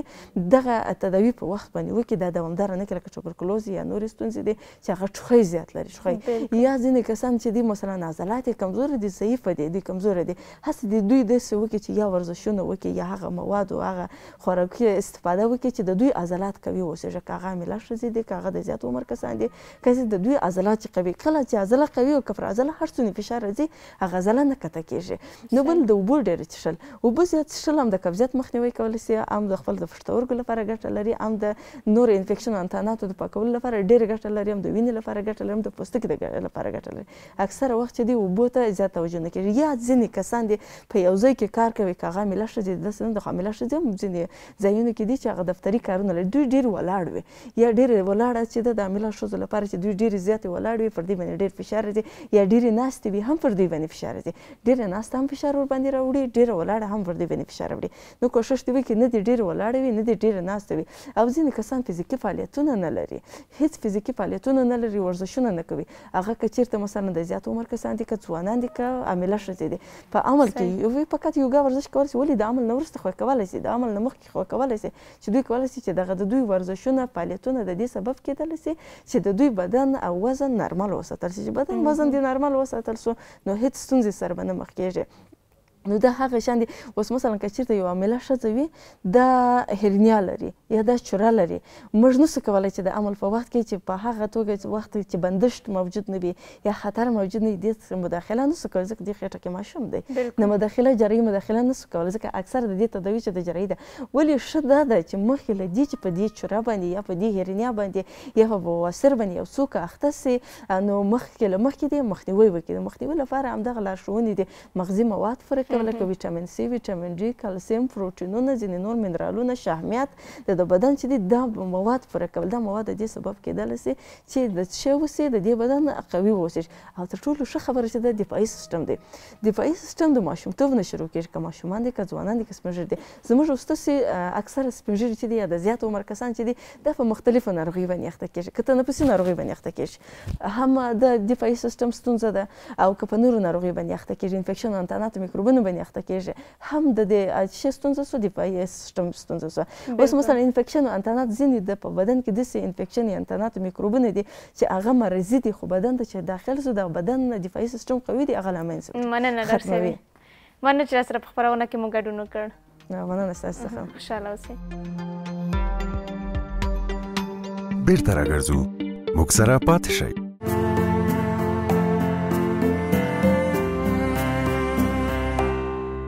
بیا هم ښه راغلی قدرمنو لیدونکو د خبر برخه مو پیل شوه او له یاسمین صافۍ به واورو چې د نن او د پرون ورځې تازه او روان حالات څه دي خو په سر کې ورته هرکلی وایم په خیر راغلی سهار دې په ډېره مننه سلام سولې تاسو ته سلام درنو لیدونکو ته سهار دې د ټولو نیکمرغۍ په دې هیله چې سهار به یې په خیر پیل کړی وي ستاسو خپرونه به یې تعقیب کړې وي د خبر په برخه کې به هم راسره اوسي زیاته مننه راځئ له تاسې به واورو چې د نن او د پرون ورځې تازه او روان حالات څه دي بلې د نن راسره بیا هم د تل په څېر د بېلابېلو برخو څخه تازه خبرونه شته دي چې لیدونکو ته به وړاندې کوو لومړی خبر هم د بریکس د ناستې په هکله باندې دی چې تېره ورځ دغه ناسته کې یو شمېر هیوادونو ګډون کړی و ګورو چې په دغه ناسته کې په کومو جزئیاتو باندې خبرې شوي دي هند او ایران له افغانستان سره تعامل او اقتصادي همکاري مهمه بللې ده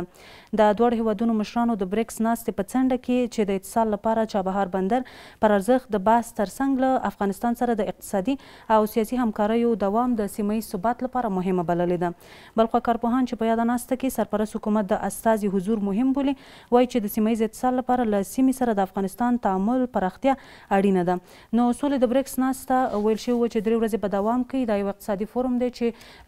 15 مهم غړي لري چې دې کې هند، چین، روسیه او همدارنګه برازیل، سویلي افریقا دي. له دې پرته 40 هیوادونو په هکله باندې ویل شوي چې پکې ګډون کوي. اسلامي امارت ته پکې بلنه نه وه ورکول شوې. نو یوه مهمه غونډه کیدلی شي چې په راتلونکي کې په دې هیله چې امارت ته هم بلنه ورکول شي. بالکل.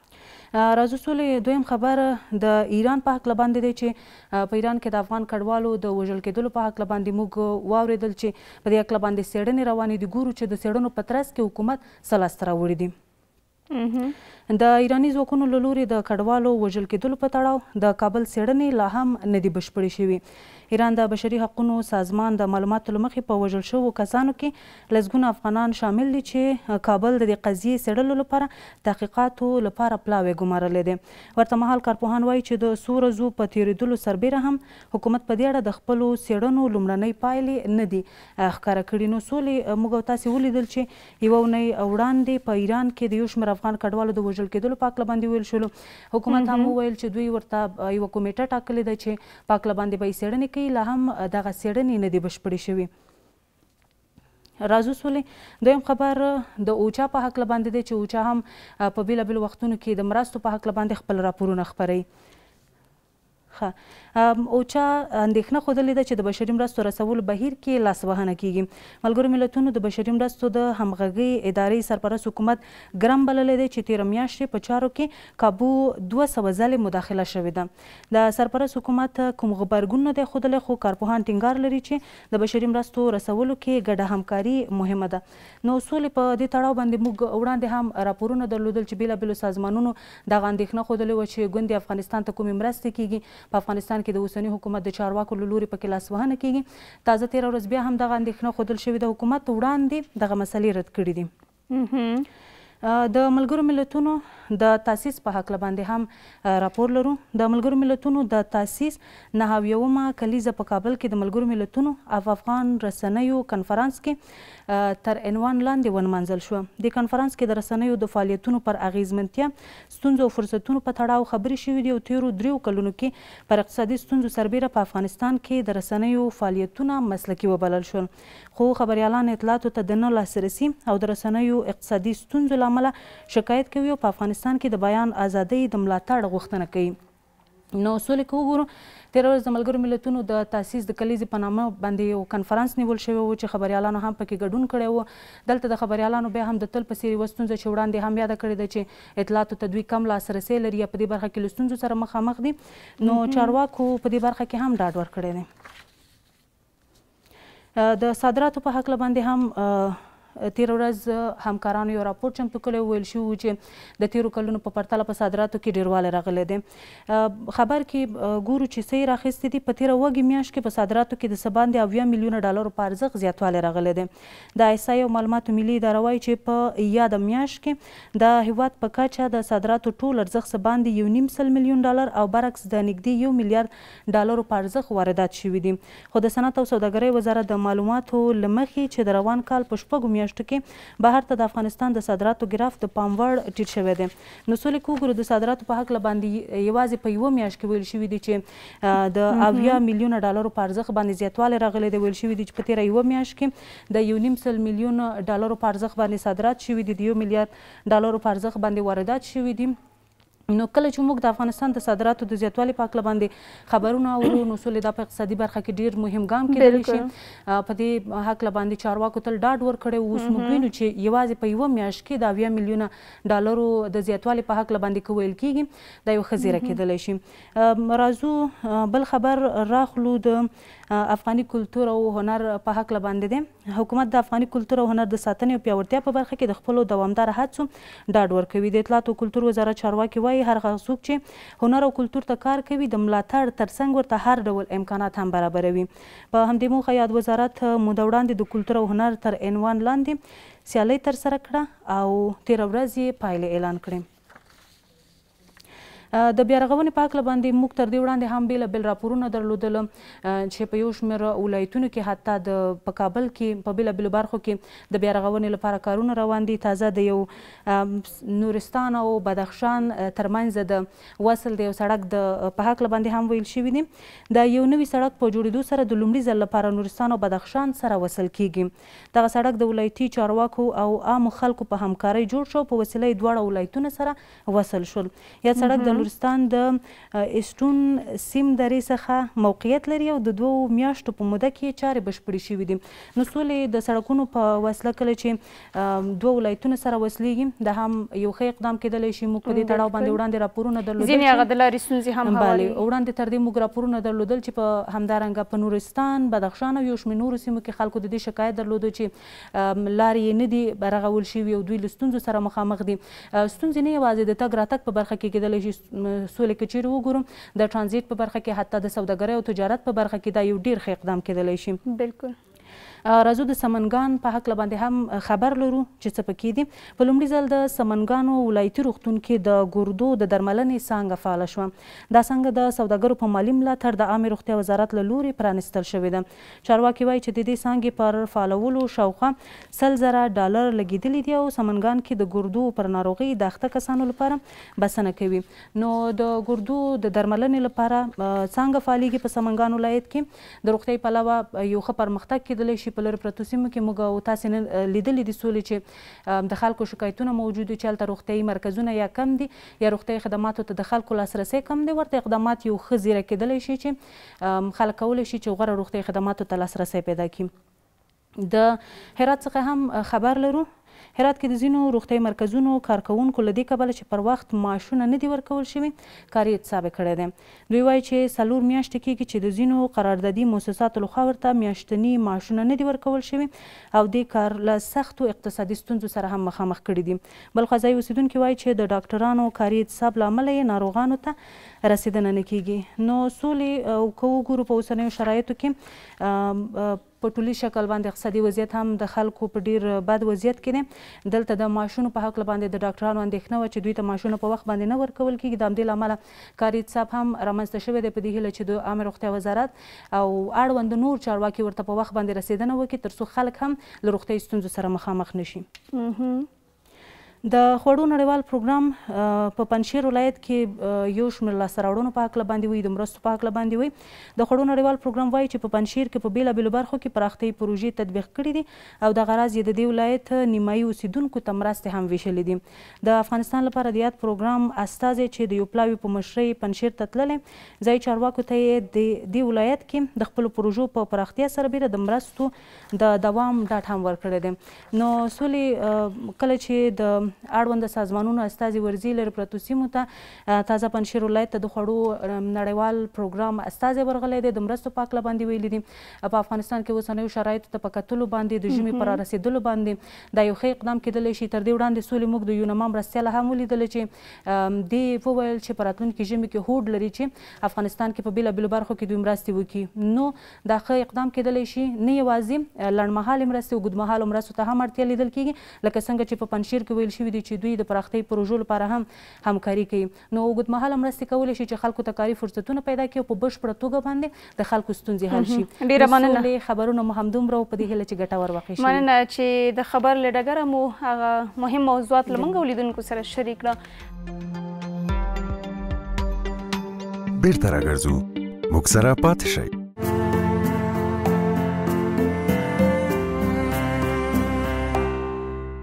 بیا هم په خیر راغلی قدرمنو لیدونکو. د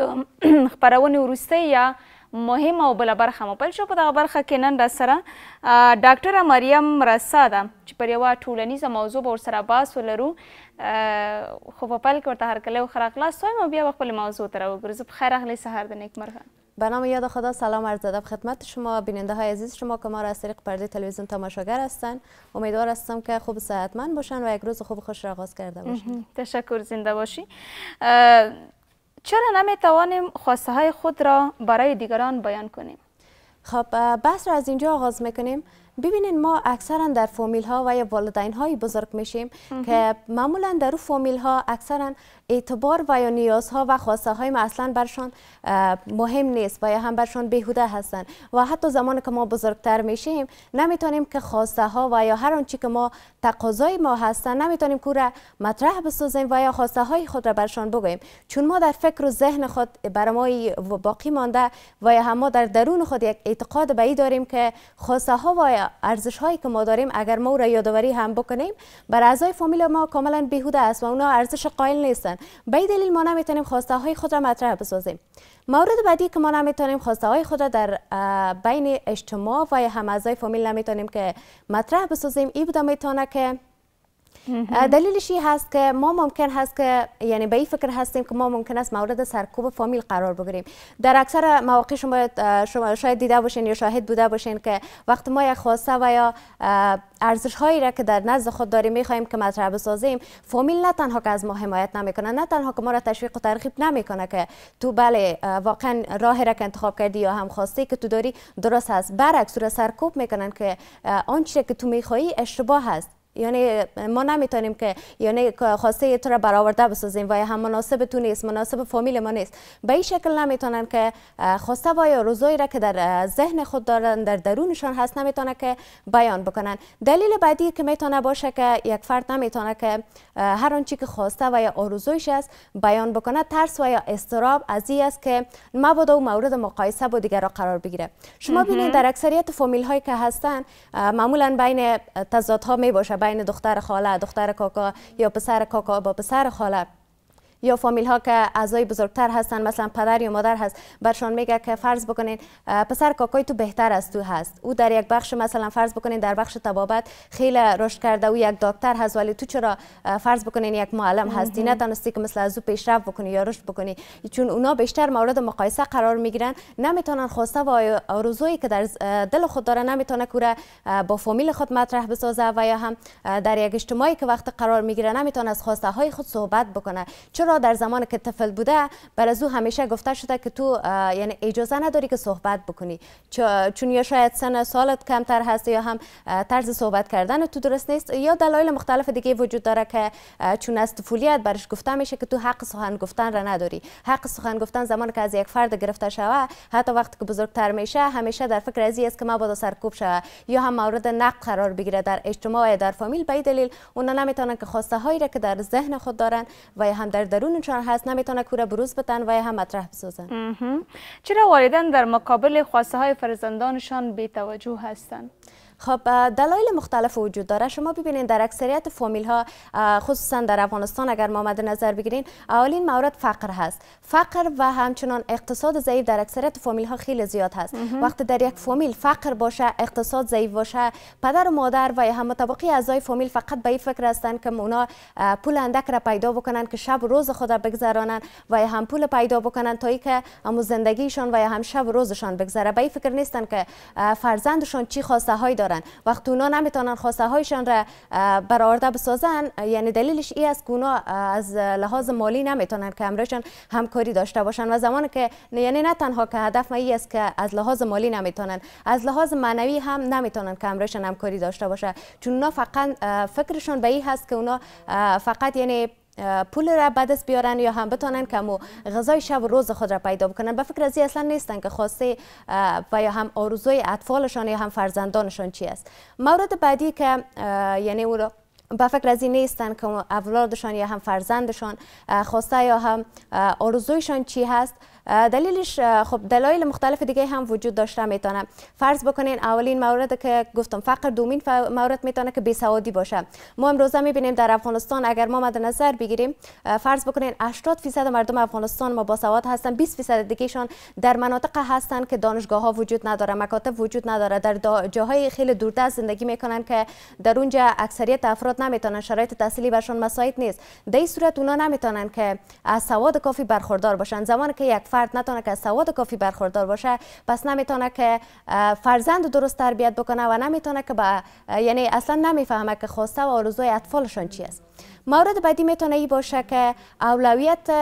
اهداف خودشان یا خواسته های خودشان برشان مهم است. اکثریت فامیل ها فقط یعنی خواسته های خودشان برشان مهم است. شما فرض بکنین در یک فامیل که فرض بکنین خیلی باسواد هم هستن، تحصیل کردن، اعضای بزرگش که پدر هست و یا مادر هست، اونا فرض بکنین دکتر هست و توقعشون این هست که باید فرزندشون هم دکتر باشه، اما به این شکل ممکن نیست. نباید به این شکل باشه، کاملا اشتباه هست. یا هم فرض بکنین مادر معلم هست ولی توقعش از فرزندی هست که باید دختر ما هم یک معلم باشه، یک انجینیر باشه. به همین شکل توقعات بیجا دارن که کاملا اشتباه هست و به همین دلیل است که در مقابلشون بی‌توجه هستن، خواسته و آرزوی فرزندان خود را مد نظر نمیگیرن. عواقب خواسته ها و آرزوها والدین با فرزندشان چی بوده میتواند؟ خب ببینین کودک ها هر کدامشان یا اطفال یا جوان ها را اگر مد نظر بگیریم، اونا توانایی هایشان فرق میکنه و هر کدامشان خواسته هایشان میتونه که متفاوت باشه. ولی یک مورد که خیلی اشتباه و یا هم خیلی طرز فکر اشتباه هست در بین والدین ها این است که اونا فکر میکنن که فرزندایی که ما فرض بکنین یعنی فرزندای ما که هستن ما اونا رو تولد کردیم ادامه دهنده آرزوی ما هستن. فرض بکنین یک مادر در زمانی که جوان بوده یا قبل از ازدواج به آرزوی خود نرسیده، نتونسته که تحصیل بکنه یا نتونسته که بر رشته که میخواسته او رشته تحصیل بکنه، پس خواسته و آرزویش است که ادامه دهنده آرزویش فرزندایش باشه که کاملا اشتباه است. به این شکل بوده نمیتونه. به همین شکل یعنی وقتی که این رقم توقعات بیجا از طرف فامیل بالای یک کودک، بالای یک نوجوان وجود می داشته باشه، تحت فشار قرار میگیره. زمانی که تحت فشار قرار میگیره یک طفل باعث میشه یا یک جوان باعث میشه که اعتماد به نفسش کاملا از بین بره و بعد که زمانی که او طفل بزرگ میشه بعد توقع فامیل هم ازش است یا هم ازش گله و گذار میکنه که تو چرا جرأت نداری، چرا صحبت کردن نمیتونی، چرا شخصیت درست نداری، چرا رفتارت مناسب نیست. خب تو باید متوجه باشی پدر جان عزیز، مادر جان عزیز، تو باید در وقت که طفل می بود اون زمان باید توجه می داشتی، باید که اعتماد به نفسش از بین نمی بردی، نباید توقعات بیجا ازش می داشتی. تو زمانی که اعتماد به نفس او را از بین بردی او نمیتونه که شخصیت کامل داشته باشه در آینده. نمیتونه که فرض بکن اگر همو بخشی را که تو خواستی، همو خواستی را که تو خواستی ازش در او بخش پیش رفت، در همو مسیر پیش رفت، در آینده نمیتونه که رشد بکنه. همیشه در همو موقعیتی که بود در همو موقعیت باقی میمونه، نمیتونه که رشد بکنه، پیشرفت بکنه و همیشه در همو جایی که هست باقی میمونه. نمیتونه که شخصیت کامل داشته باشه و همچنان همیشه تحت فشار می باشه. یک فرد است که نمیتونه که از زندگی خود راضی باشه، همیشه از زندگی خود خسته هست چون که به آن چی که خواسته داشته نرسیده. همین فامیل یا والدین در خواسته های فرزند خود چقدر نقش مهم داره؟ خب تمام نقشش یعنی یک فرد که فرض بکنه چی جوان باشه چی کوچکتر باشه، تمام مواردش از کودکی تا نوجوانی تمامش مربوط به فامیل میشه. زمانی که فامیل وقتی مورد را مد نظر نگیره، در خیلی از موارد در صورتی که اونا را حمایت نکنن که خیلی مهم هست، فامیل که حمایتگر نباشه، یک حمایتگر خوب برای فرزند خود نباشه، در او صورت یک فرزند نمیتونه که پیشرفت بکنه یا رشد بکنه و به خواسته هایی که داره برسه. پس یک فامیل باید کوشش بکنه که حمایتگر خوب باشه، یک مادر و یا پدر باشه که برش انگیزه بده، روحی مثبت بده که تو توانا هستی، در هر بخش که بخوای ما مثل کوه پشت سر تو استاد هستیم، ولو هر خواستی که داری ما همراه تو همکاری میکنیم. و همچنان شرایط امنیتی خوب را در خانه باید داشته باشن. در اکثریت فامیل ها ما میبینیم که پدر همراه مادر جنگ میکنه و یا هم مادر همراه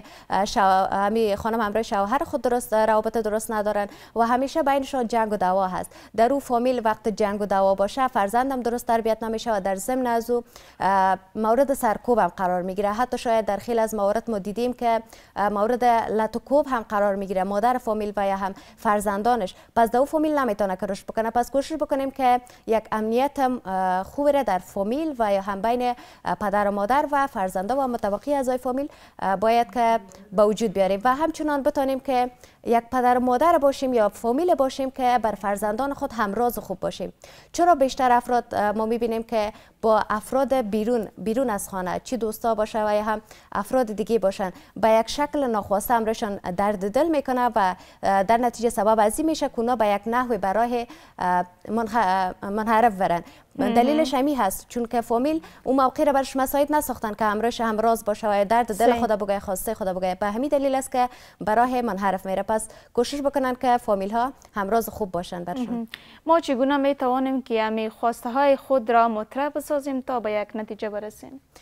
خب ببینین، وقت ما میخوایم خواسته های خود را چی در اجتماع باشه و یا هم چی در فامیل باشه، وقت میخوایم که به شکل درست مطرح بسازیم تا اینکه به یک نتیجه مثبت برسیم و از اون نتیجه خوب گرفته بتونیم تا اینکه ما بتونیم هدف خود را برسانیم و خواسته های خود را مطرح بسازیم. بعضی از تکنیک ها و همچنین بعضی از موارد است که ما را باید مد نظر بگیریم. اولین مورد این هست که ما در چارچوکات که اخلاق هست باید موارد که فرض بکنه خواسته های ما هست او را باید مطرح بسازیم. این مورد همیشه مد نظر داشته باشیم. مورد بعدی باید ارتباط کلامی خود را تقویت بدیم. ما زمانی که بتونیم ارتباط کلامی خود را تقویت بدیم، ارتباط کلامی ما درست باشه و همچنان بتونیم که حرفای مثبت را انتقال بدیم بر افراد، پس در اون صورت هم میتونیم که نتیجه مثبت بگیریم. و همچنان موردی که خیلی مهم است که ما باید توقع خود را به درجه صفر برسانیم. زمانی که توقع ما از دیگران صفر باشه، حتی وقتی که ما خواسته های خود را برای فامیل و یا هم برای اجتماع میخوایم که مطرح بسازیم، اگر اونا برای ما جواب منفی میتن و یا هم ما را مورد نقد قرار میتن، در اون صورت ما از راه خود منصرف نمیشیم، از خواسته های خود منصرف نمیشیم. به همون خواسته هایی که داریم توجه میکنیم و کوشش میکنیم خود برسانیم، چون ما کسی هستیم که ازشان توقع نداریم که اونا همراه ما حمایت بکنن یا ما را به جای برسانن یا دست ما را بگیرن، چون ما ازشان توقع نداریم. فقط کوشش بکنیم که از دیگران توقع نداشته باشیم و تنها راهی که ما میتونیم که به نتیجه خوب برسیم این هست که از توانایی خود ما استفاده بکنیم. و همچنان موردی که میخوایم یادآوری بکنم این هست که ما تولد نشدیم که خواسته و آرزوهای پدر و یا مادر خود را برسانیم. درست است این حق و حقوق را پدر و مادر داره که چی در خوردن باشه، چی در نوشیدن باشه. از زمانی که ما طفل هستیم تا زمانی که نوجوان میشیم، خیلی اونا بالای ما حق دارن، ما حقشون را باید ادا بکنیم، احترامشون را داشته باشیم. ولی در خیلی از موارد که مربوط به مسائل شخصی میشه، طلاق هست، ازدواج هست و در خیلی از موارد دیگه که مسائل شخصی ما هست، ما نمیتونیم که درست از نظرشون را میتونیم که داشته باشیم، ولی تصمیم گیرنده باید خود ما باشیم. تشکر که در برنامه همراه ما بودی. سلامت باشین. ډېره زیاته مننه. قدرمنو لیدونکو له تاسو هم یوه نړۍ مننه. هیله دا ده چې کوم موضوعاتو باندې نن خپرونه کې بحث وشو، خپرونه مو د پای نه تر پای پورې 2 ساعته ولیدله، ستاسې لپاره ګټور تمام شوي. باقي نو تر یوې بلې نوې خپرونې چې زه سول افغان شهید د خپلو ټولو تخنیکي همکارانو په تخنیکي همکاري تاسې په حضور کې حاضرېږو. ښې چارې پاتې ورځ مو نیکمرغه. لوی علامه له لیدلو مو مننه.